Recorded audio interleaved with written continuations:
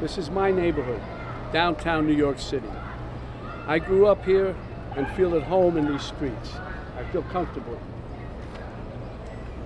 The Twin Towers fell just over here, just over there. This part of the city was like a ghost town.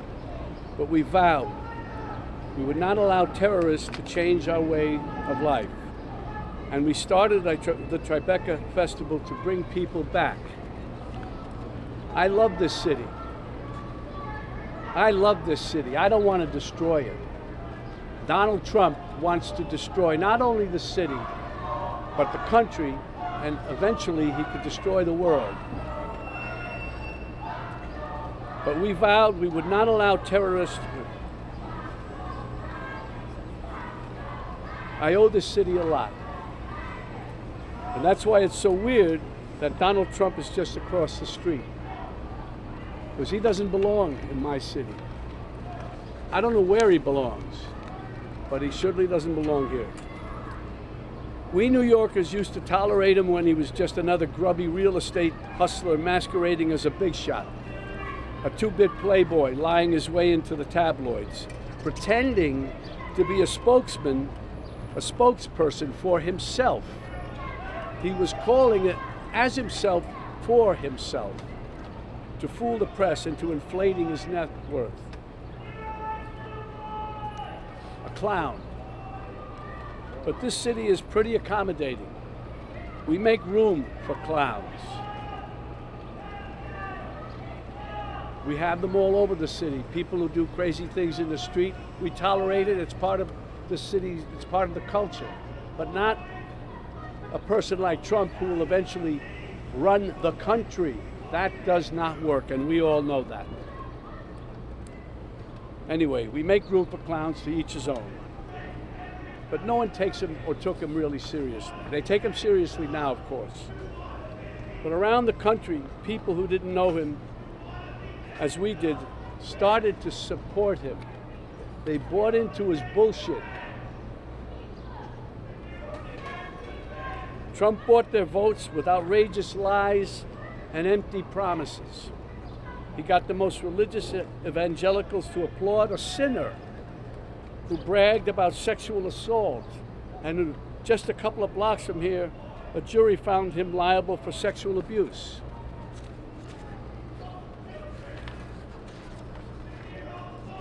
Somehow he even got self-styled patriots to support a man who called for terminating the Constitution, and on January 6th, rallied an angry mob to threaten democracy, leaving death and destruction in its wake.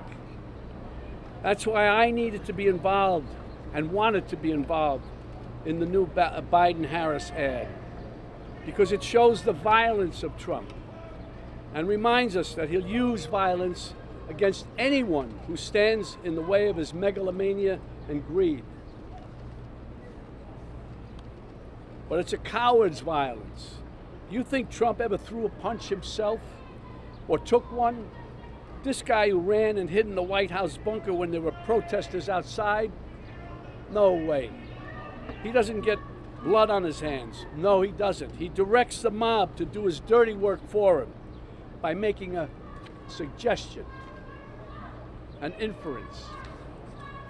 And his gang grovels and follows his obvious order.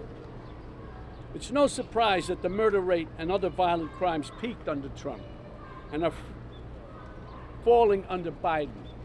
And now he's promising to use our own military to attack U.S. citizens. That's the tyrant. That's the tyrant he's telling us he'll be.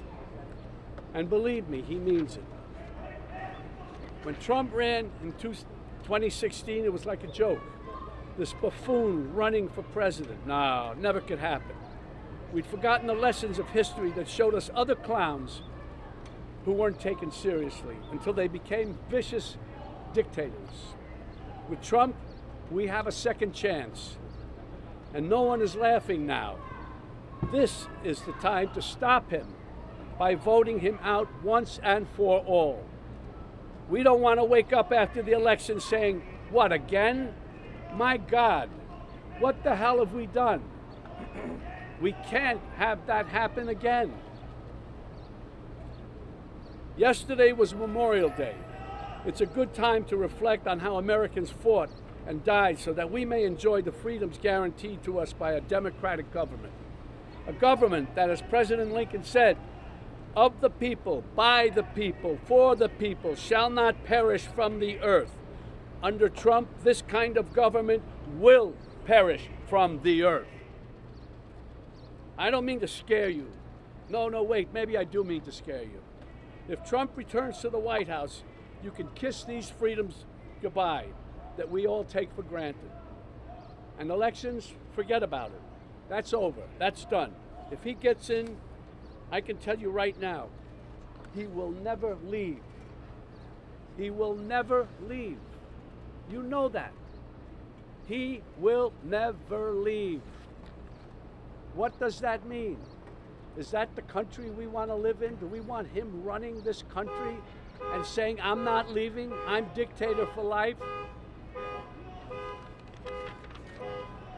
I hope this new ad campaign reaches outside the bubble to remind supporters of what a danger he is to our lives.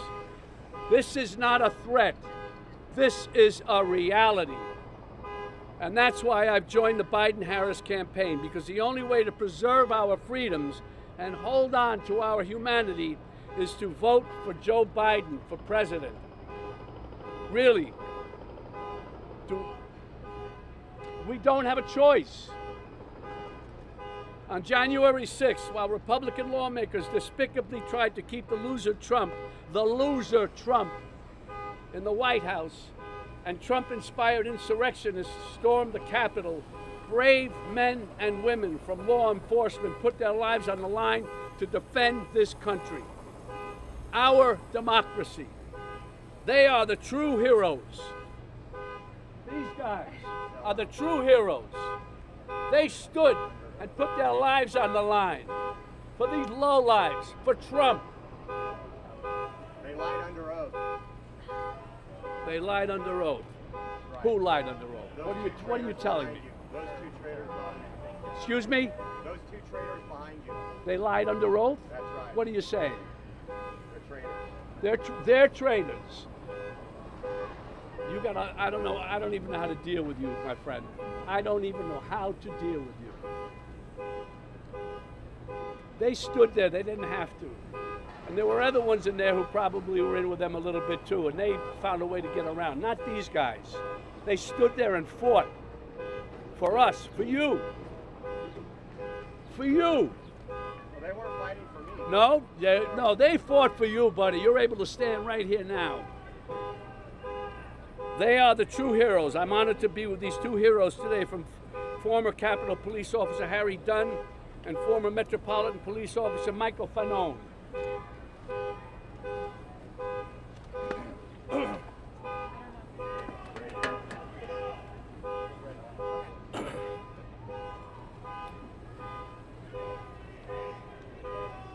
I came here today to remind Americans of what Donald Trump is capable of, and the violence that he unleashed on all Americans on January 6, 2021.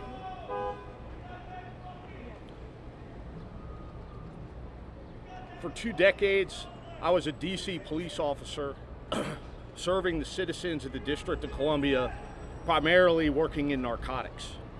On January 6, 2021, I heard distress calls coming from fellow police officers on the Capitol, as thousands of Trump supporters rushed them and brutally assaulted members of law enforcement. That day, I, like many hundreds of other DC police officers, put on a uniform and responded to the Capitol to assist our brothers and sisters in law enforcement, defending the Capitol from a violent, armed mob of Trump's supporters.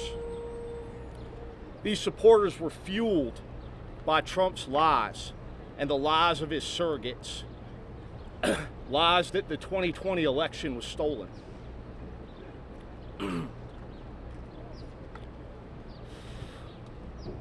Those same lies have been spewed by Donald Trump and his surrogates about what happened to me and so many other police officers on January 6, 2021.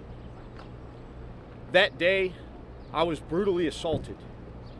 I was pulled from the police line by a man named Albuquerque Head, a Trump supporter who later pled guilty to his violent assault on me. While being restrained by the violent mob, I was beaten. An individual named Kyle Young tried to strip me of my firearm, while chants of kill him with his own gun were echoed by other members of the crowd. At that time, Thomas Civic, a man from Buffalo, New York, stripped me of my badge and my police radio, my lifeline to call for help from other officers.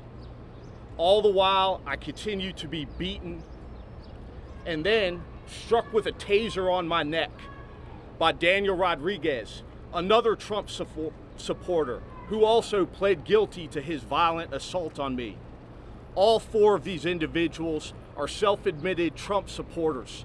All four of them committed violent assault on law enforcement. I'm just one representative of the hundreds of police officers that were assaulted that day by Donald Trump supporters, inspired by his lies. The lies that continue to this day to inspire my fellow Americans to turn against their fellow Americans, to turn against police officers.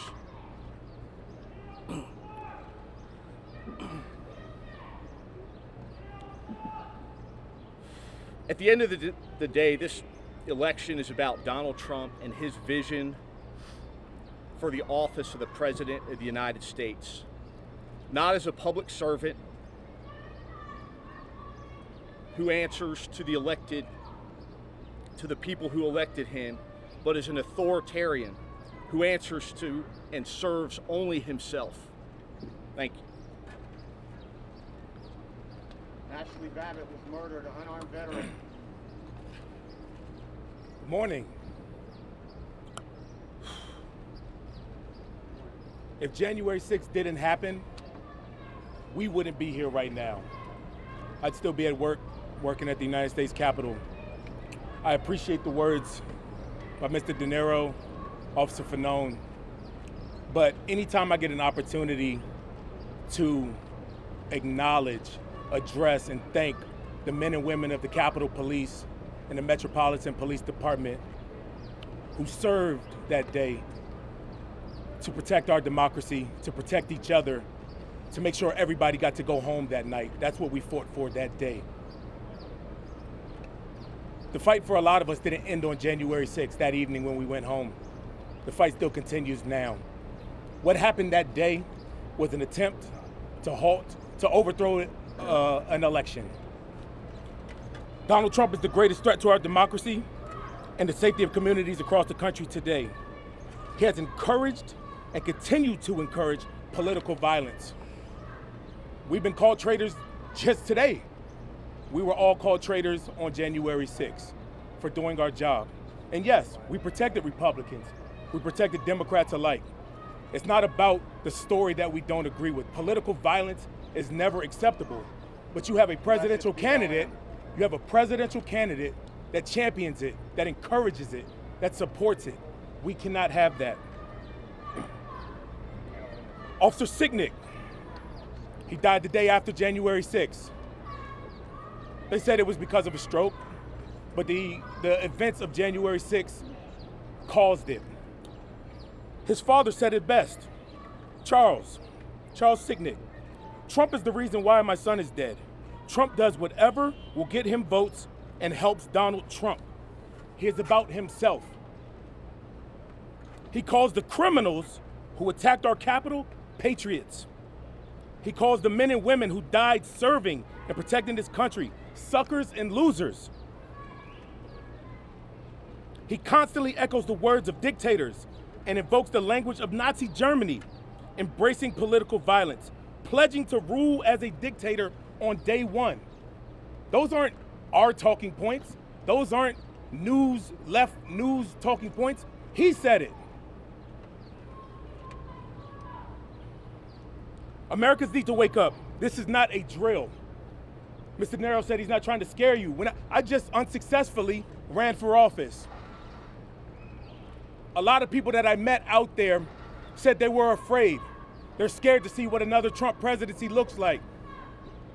I try to pride myself in having some type of way to make people feel comfortable, saying some kind of a word, a hug, a look, or something. It's going to be okay. I couldn't say that to those individuals. I couldn't say it's going to be okay. Everything's going to be all right. We can't count on these institutions to stop Donald Trump. It's going to take us Americans at the ballot box to defeat him once and for all. Thank you so much, y'all.